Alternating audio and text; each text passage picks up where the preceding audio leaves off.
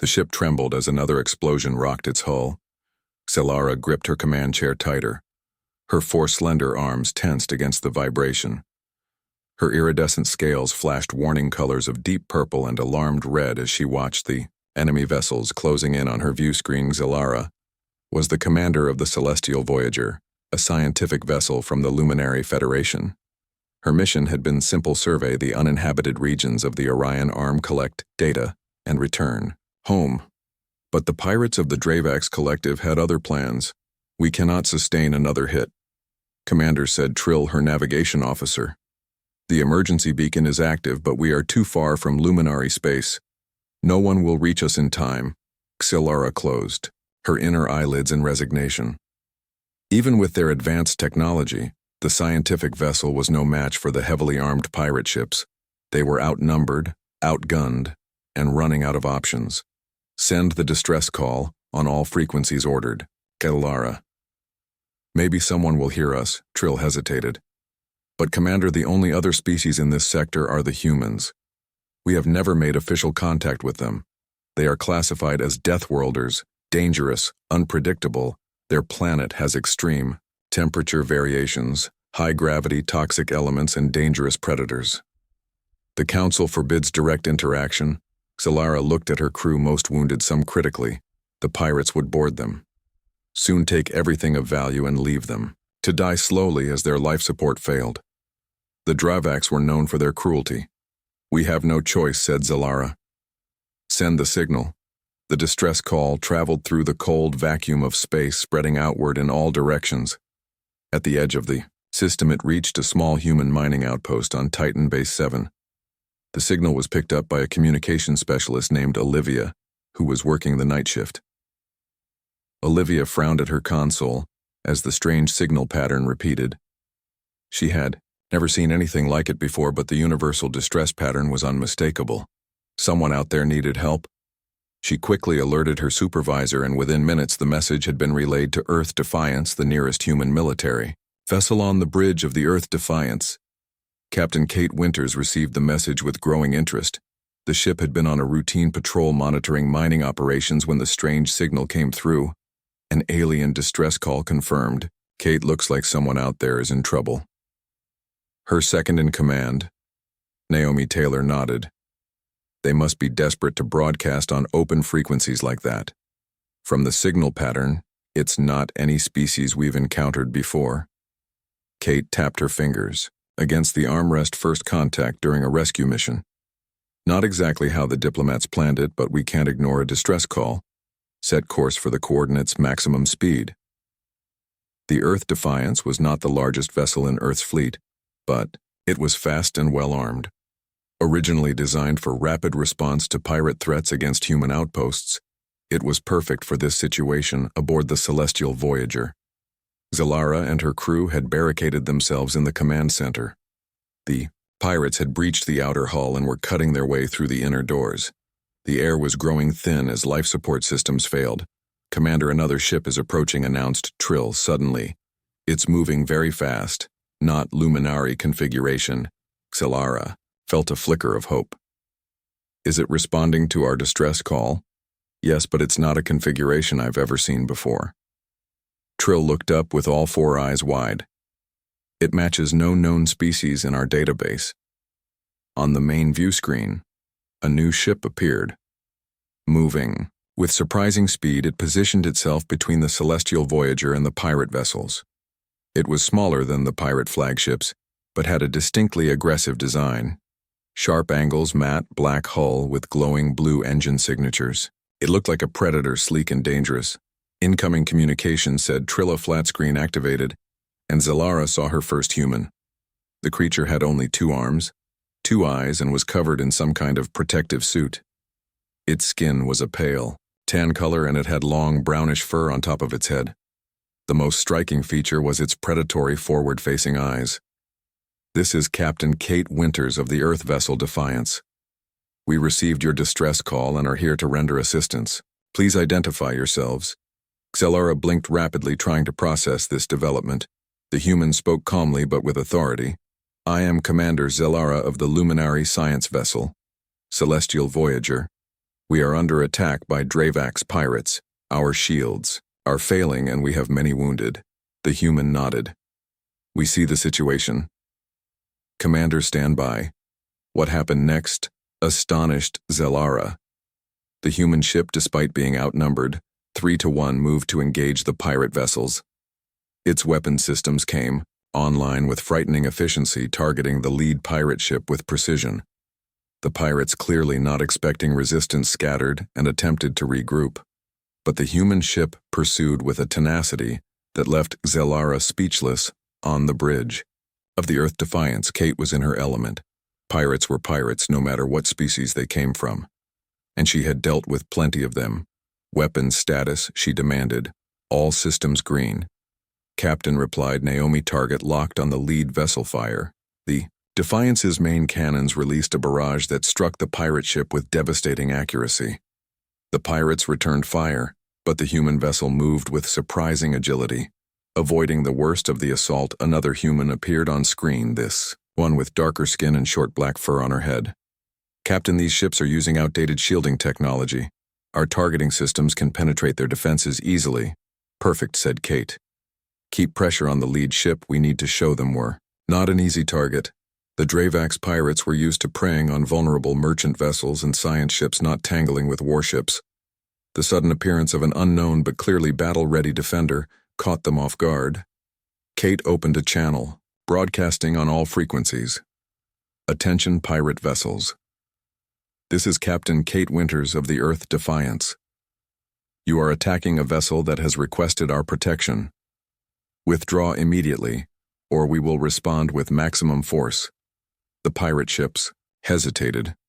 Some began to pull back while others maintained their positions. They don't think we can take all of them, said Naomi. Then let's convince them, replied Kate. Target their weapons arrays, full spread.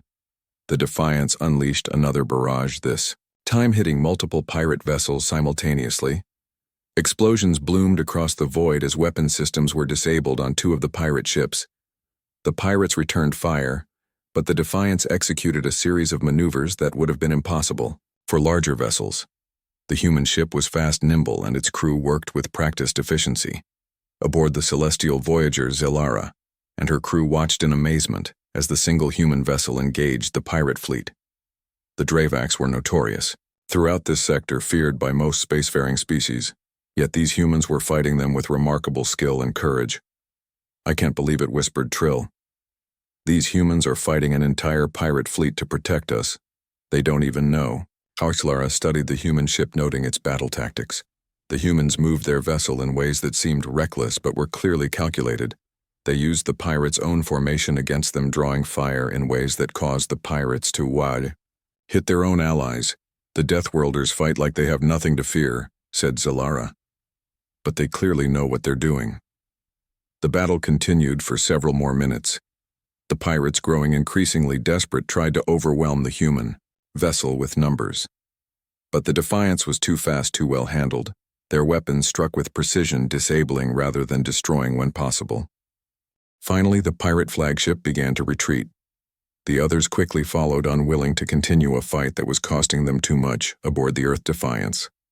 Kate watched as the pirate vessels fled. Their retreat was chaotic. Some ships still trailing debris or venting atmosphere. They're running, said Naomi. Kate nodded. Good. Make sure they keep going. Then contact the alien vessel. See what assistance they need. The Defiance approached the damaged celestial voyager. Carefully, Kate opened communication. Again, Commander Zelara, the pirates have withdrawn. Are you and your crew safe? Zelara, still trying to process what she had witnessed, replied. We have multiple hull breaches, life support is failing, and many of my crew are injured. But yes, thanks to your intervention, we are alive. Kate's expression showed concern. We'll send over medical and engineering teams to help with repairs and treat your wounded. Is that acceptable? Zelara hesitated for only a moment. Yes, that would be most welcome, Captain Winters. And thank you. Your arrival was most unexpected but greatly appreciated. Within an hour, human engineers and medical personnel had boarded the luminary vessel. They worked efficiently to stabilize life support, repair critical systems, and treat the wounded. The Luminary crew watched with a mixture of fear and fascination as the humans moved comfortably in the alien environment, adapting quickly to the different gravity and atmosphere.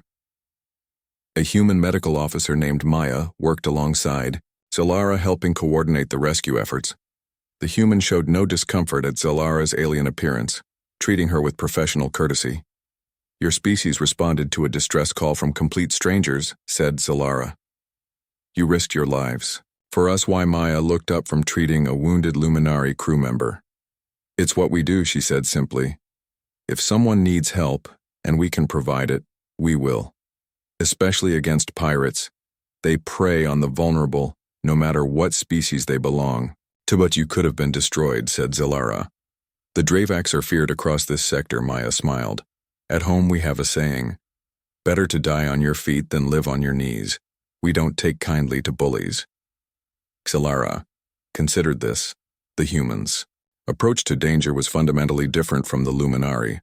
Their homeworld had shaped them into creatures that faced threats directly, rather than avoiding them as repairs continued. Captain Kate herself came aboard the Luminary vessel to meet with Zilara. The human captain moved with confidence despite being in an alien environment. "Commander Zilara," said Kate, "your ship should have basic life support and propulsion restored within a few hours. We can escort you to a safe location, where more extensive repairs can be made." Zilara performed a traditional Luminary greeting gesture with her forearms. "Captain Winters, you have my eternal gratitude. You and your crew have shown exceptional courage and kindness." Kate smiled. "This wasn't exactly how we planned first contact with your species, but I'm glad we could help. Perhaps this can be the beginning of a friendship between our peoples. The galaxy can be a dangerous place. We could all use more allies as..." The human crew continued. Repairs. Zilara gave Kate a tour of the scientific vessel, explaining their mission of exploration and research. Kate listened with genuine interest, asking questions about Luminary culture and technology. "Your ship's engines are fascinating," said Kate. "The efficiency level is remarkable. Our engineers are already taking notes, with your permission, of course." Zilara felt a sense of pride. "Our propulsion systems are designed for minimal energy waste. We value efficiency and harmony above all. The Luminari have always sought to work with the natural laws of the universe rather than against them." Kate nodded. "I understand that philosophy. But sometimes when faced with threats like pirates, you need something with a bit more punch." She smiled, showing those strange flat teeth that humans had. "Our ships are built assuming we might encounter hostility." Zilara tilted her head in the Luminary expression of curiosity. "Yet you use your weapons to defend others, not just yourselves. That is unusual among spacefaring species. Most are concerned only with their own interests." The human captain seemed to consider this for a moment. "Perhaps it's because we know what it's like to feel vulnerable. Our history is filled with stronger groups preying on weaker ones. We try to be better than our past." A commotion from the medical bay interrupted their conversation. Zilara hurried toward the sound, with Kate following close behind. They found Maya trying to communicate with Trill, who was refusing treatment for a serious wound on one of her arms. "What's happening?" asked Zilara. Maya looked frustrated. "She's refusing to let me treat the laceration on her upper arm. I need to clean and close the wound, but she won't allow it." Trill spoke rapidly in the Luminary language, her scales flashing patterns of distrust and fear. Zilara responded soothingly, then turned to the humans. "She fears your medical technology. Our bodies process certain chemicals differently. What is safe for humans might be toxic to us." Kate turned to Maya. "Do we know if their biology is compatible with our medical supplies?" Maya nodded. "I've been running tests on tissue samples with their permission. Their cellular structure is different, but the basic healing principles apply. I modified our treatment protocol accordingly." Zilara translated this to Trill, trying to reassure her. The navigation officer finally relented, allowing Maya to clean and seal the wound with a specialized device. The human worked with gentle precision, and soon the bleeding stopped. "See," said Maya. "No harm done." She smiled at Trill, who flickered her scales in the Luminary expression of cautious gratitude. Back on the bridge, Zilara received reports from around the ship. The humans had managed to restore primary systems, and temporary patches had sealed the worst hull breaches. Life support was stabilizing, and the wounded were receiving care. One of the Luminary science officers approached Zalara, speaking in their native language. "Commander, these humans are remarkable. Their technology is less advanced than ours in some areas, but their adaptive capabilities are extraordinary. They improvise solutions I would never have considered." Zalara nodded. "They evolved on a world that required such adaptability. Their planet has conditions that would kill most Luminary instantly, yet they thrive there. It has shaped them into resilient beings." The science officer continued. "But they are so unlike the stories we were told about Deathworlders. They are not mindless, aggressive creatures. They are intelligent, compassionate, and remarkably social." "Yes," agreed Zalara. "It seems our information about humans was incomplete, perhaps deliberately so." She wondered what other misconceptions the Luminary Council had perpetuated about other species. Captain Kate approached them again. "Our chief engineer reports that your propulsion systems should be online within the hour. The temporary repairs should hold long enough to reach the human outpost at Proxima Station. If that's acceptable." To you, Zalara considered the offer. The Luminary Council would not approve of extended contact with humans, but returning to Luminary space with their damaged vessel would take weeks, even at maximum speed. During that time, they would be vulnerable to another pirate attack. "We accept your offer," Captain Winter said. "Zalara, the safety of my crew must take priority." Kate nodded. "Good decision. We can provide an escort all the way to Proxima. The station has excellent repair facilities and a diverse population. You won't be the only non-humans there." 2 days later, the Celestial Voyager limped into the human space station at Proxima Centauri, escorted by the Earth Defiance. Zalara stood on the bridge, watching as the massive structure came into view. It was unlike anything in Luminary space, a spinning wheel with spokes extending from a central hub. The design was both elegant and practical, creating artificial gravity through rotation. Zalara had sent a message ahead to the Luminary Council, explaining their situation and decision to seek help at the human station. The reply had been terse and disapproving. They were ordered to limit contact with the humans and return to Luminary space as soon as repairs were complete. No cultural exchange, no technology sharing, no diplomatic agreements approaching docking coordinates, said Trill. "The station is guiding us." Zalara watched as small vessels moved around the station. Some were clearly human designs, but others were completely alien to her. Captain Kate had mentioned that humans traded with multiple species, something the isolated Luminary rarely did. "This station serves as a trading hub for this sector of space," explained Kate over the communication channel. "You'll see species from dozens of worlds here. Some might be familiar to you, others won't. The humans believe in open trade and cultural exchange. It's how we learn and grow." Zalara felt both excitement and apprehension. The Luminary philosophy of isolation had always seemed wise to her, a way to preserve their culture and safety. But seeing the diversity of the station, she wondered what opportunities they had missed by cutting themselves off from other civilizations. The docking procedure went smoothly, despite the damaged state of their ship. Human technicians helped secure the Celestial Voyager to the station, and soon Zalara found herself standing in the docking bay with Captain Kate as a delegation approached. "Welcome to Proxima Station," said a tall human female with dark skin and silver streaks in her hair. "I am Director Samantha Carter. We received word of your situation from Captain Winters." Zalara performed the formal Luminary greeting. "Thank you for your hospitality." "Director Carter, I am Commander Zalara of the Luminary Science Vessel Celestial Voyager." The human smiled warmly. "It's not often we get to meet a new species, especially one as advanced as the Luminary. Your ship, despite its current condition, is quite impressive. Our engineering teams are eager to help with repairs." Zalara hesitated, remembering the Council's orders. "We appreciate your assistance, but my government has strict protocols regarding technology." Sharing Director Carter nodded. "We understand and respect your boundaries, Commander.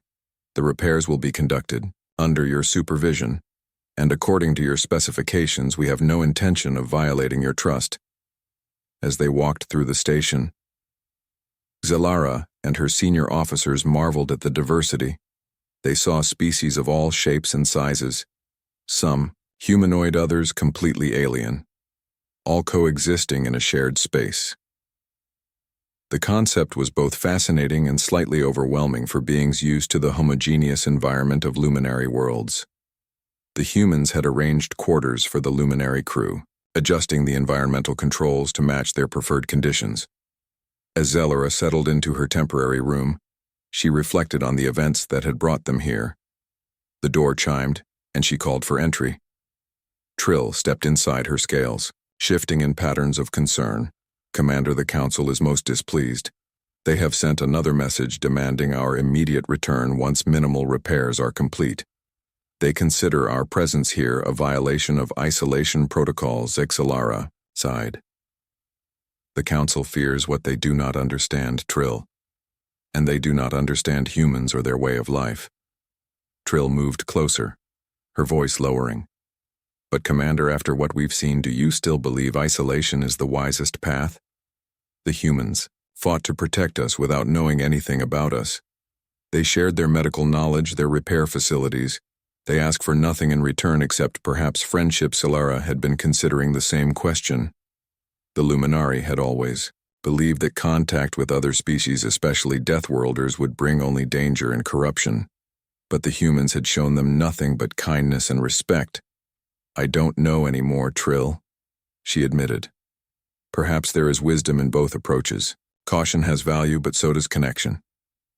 The next morning, Director Carter gave them a tour of the station, showing them the various sections from the bustling market areas where goods from dozens of worlds were traded to the quiet gardens designed to provide peaceful spaces for contemplation and rest. What amazed Zellara most was how the humans had created systems that accommodated the needs of vastly different species. Some areas had higher gravity, others lower. Some were kept hot and humid, others cool and dry. Information displays automatically adjusted to the language and sensory capabilities of whoever was viewing them. You seem to have designed this station to welcome everyone, said Zellara. Director Carter smiled. That was the intention, Commander. When humans first ventured beyond our solar system, we discovered we were neither the strongest nor the most advanced species, but we excelled at adaptation and compromise. We learned that diversity makes us stronger, not weaker. Each species brings unique perspectives and abilities to the table. As they passed through a large open area, Zellara noticed a group of small furry beings engaged in what appeared to be a heated discussion with tall insectoid creatures. Yet despite their physical differences and obvious disagreement, there was no violence, only animated communication. Director Carter noticed her interest. You're witnessing trade negotiations between the Vex and the Katori. They've been haggling over mineral rights for the past week. The Vex are stubborn, but the Katori are patient. We provide the neutral ground and translation services when needed. How do you maintain peace among so many different species? Asked Zellara. The Luminary Council had always insisted that different evolutionary paths led to inevitable conflict. Clear rules equally applied, answered the director. Every species that docks here agrees to abide by station regulations. Those who cannot or will not respect others are not welcome to return. It's simple, really. Treat others as you wish to be treated. In the afternoon, Zellara visited the engineering bay where work on the Celestial Voyager had begun. The human engineers had been joined by technicians from other species, each contributing their expertise to the repair effort. A human engineer named Lily approached her commander. We've completed the initial assessment. The structural damage is extensive, but repairable. The main challenge will be your propulsion system. Some components were completely destroyed in the attack. Zellara's scales darkened with concern. How long will repairs take? Lily considered without replacements for the damaged components at least 3 weeks. Maybe longer. 3 weeks. The Council would be furious. They expected the Luminary to minimize contact, not extend their stay. Is there no way to expedite the repairs? Asked Zellara. The engineer hesitated. Well, there is one possibility. The Athosians have similar technology to yours. If they're willing to share components, we could adapt them to your systems. That might cut the repair time in half. Zellara had never heard of the Athosians, Who are these beings? Lily pointed to a group of tall, slender humanoids with pale blue skin working on another vessel.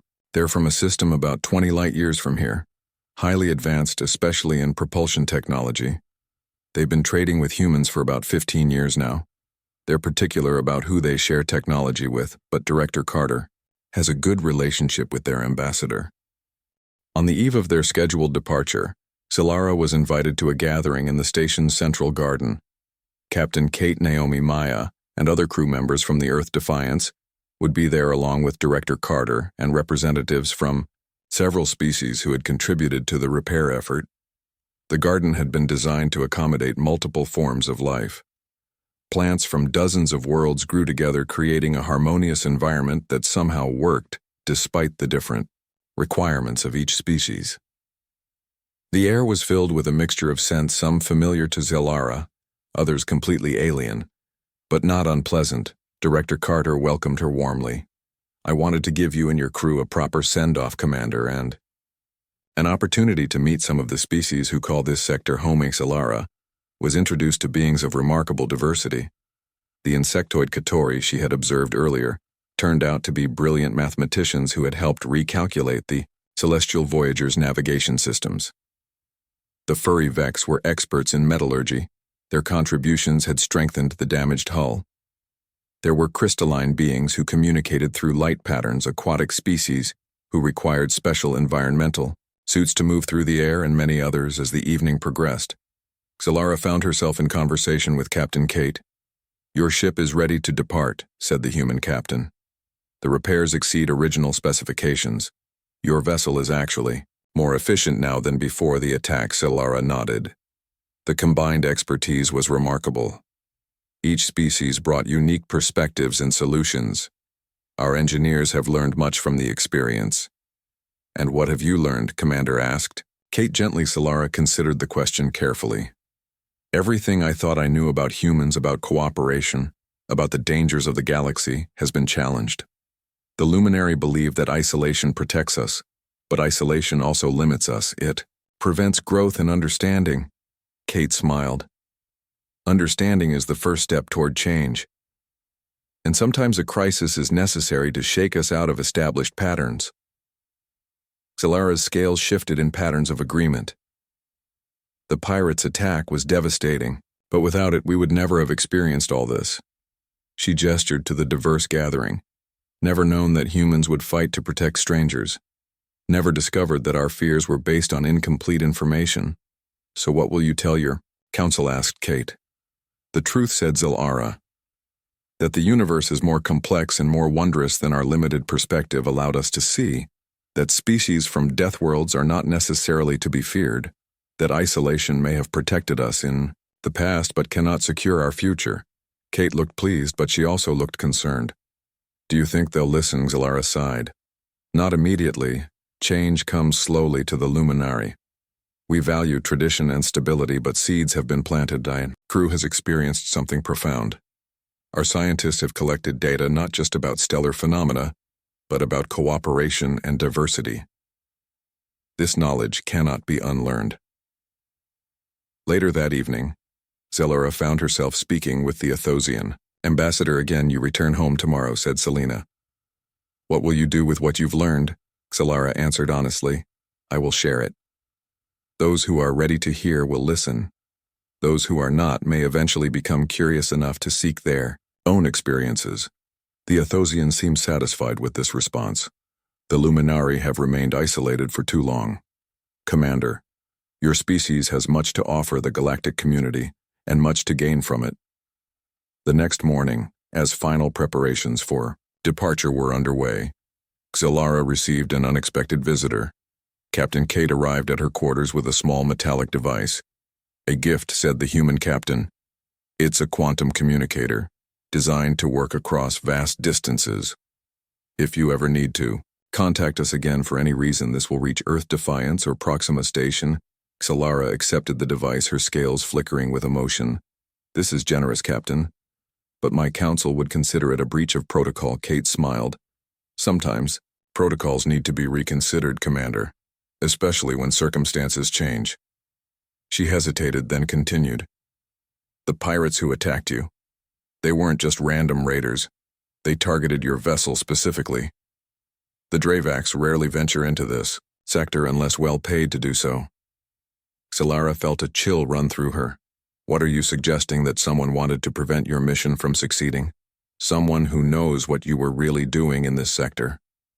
Solara stared at the human realization, dawning. The Council had sent them to gather intelligence on potential threats. But what if they themselves were being watched? What if their mission had been compromised from the beginning? Kate continued. We don't know who hired the Dravax, but we intend to find out. In the meantime, that communicator might prove useful. Keep it hidden if you must, but keep it as the Celestial Voyager prepared to depart. Solara stood on the bridge, watching as the docking clamps released. The repaired ship hummed, with energy, its systems fully restored and improved. The crew moved with confidence, performing their duties with newfound purpose. Trill looked up from her console. Course laid in Commander Luminary space. 5 days at standard speed. Solara nodded. Begin departure sequence on. The main screen, Director Carter and Captain Kate stood in the station's command center, watching as the Luminary vessel pulled away. Safe journey. Commander Carter said, May this be the beginning of a new relationship between our peoples. Solara performed the traditional Luminary farewell gesture. Thank you, Director Carter. Captain Winters. The Luminary will not forget what happened here. As the Celestial Voyager moved away from the station, accelerating smoothly toward open space. Solara thought about the journey ahead.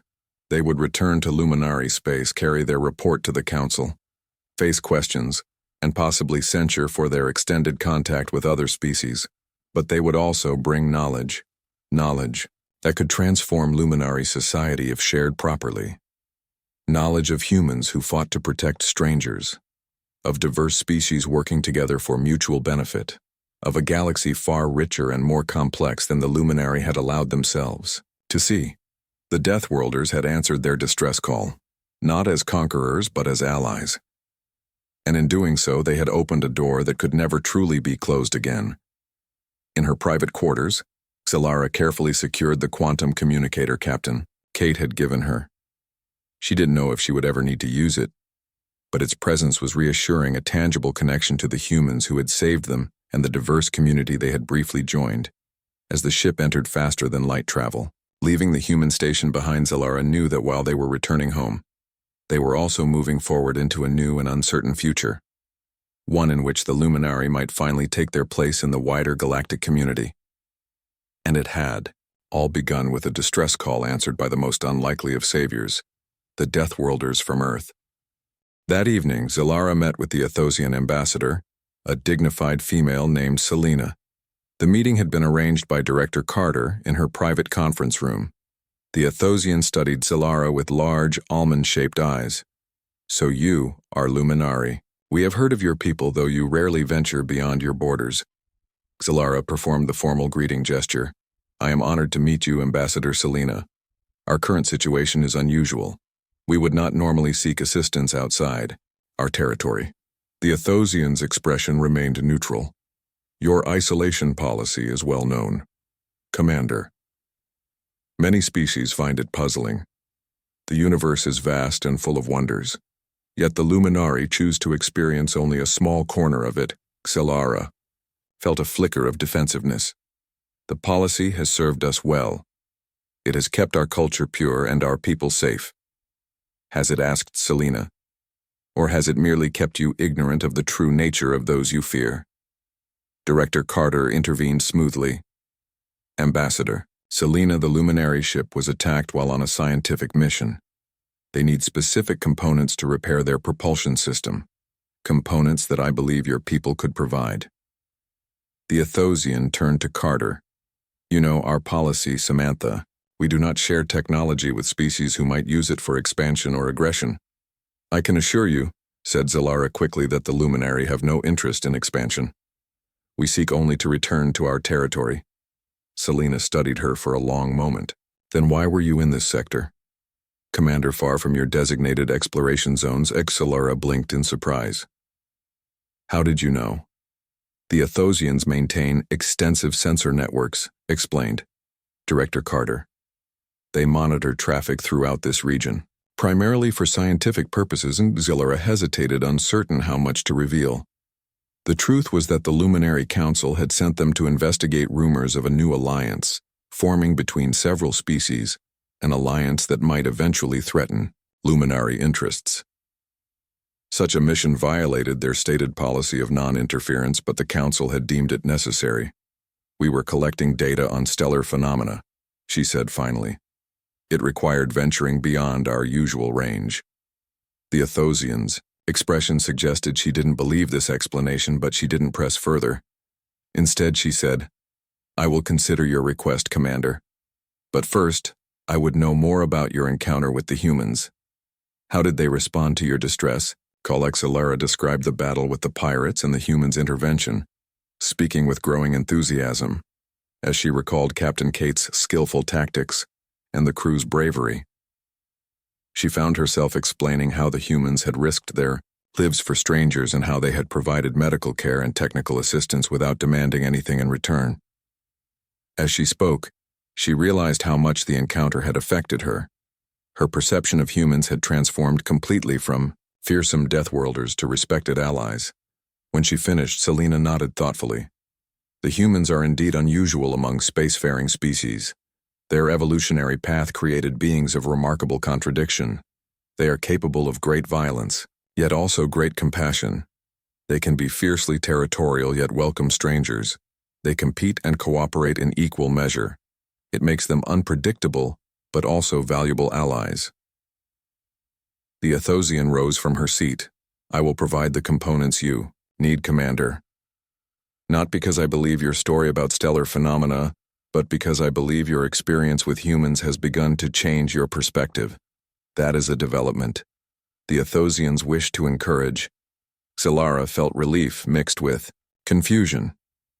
Why would the Athosians care about Luminary perspectives? Selena seemed to read her thoughts. "Because isolation serves no one, Commander, least of all those who practice it. The galaxy faces challenges that no single species can address alone. The humans understand this better than most. It is why they build stations like this and forge connections between different worlds. They may have evolved on a death world, but they have learned to channel their survival instincts toward cooperation, rather than conquest." After the meeting, Director Carter walked Zillara back to her quarters. The human was quiet, allowing the Luminary commander to process the conversation. "The Athosians rarely share technology with species they've just met," said Carter finally. "You made quite an impression." Zilara's scales shifted in patterns of confusion. "I don't understand why my encounter with humans would matter to them." Carter smiled. "The Athosians believe in balance, Commander. They see the galaxy as an interconnected system where isolation creates instability. They have been watching your people for generations, waiting for signs that the Luminari might be ready to join the wider community."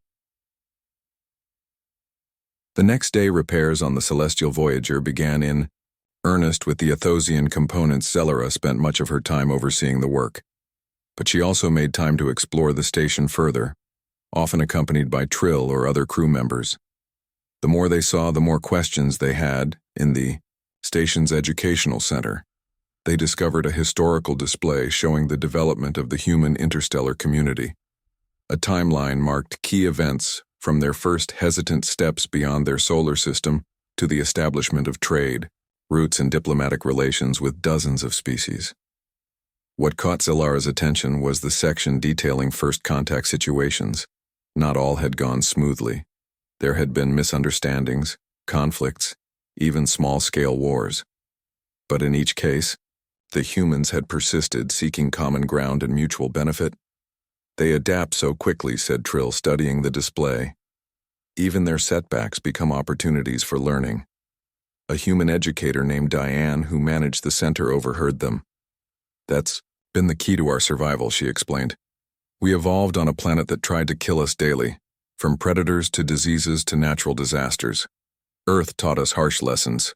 Those who couldn't adapt didn't survive. But you did more than survive," noted. "Zillara, you thrived." Diane smiled. "Partly because we learned to work together. Our earliest ancestors hunted in groups, shared resources, protected each other. The lone human rarely survived, but communities prospered. It's encoded in our biology, now this, drive to connect to form bonds even with those who seem different.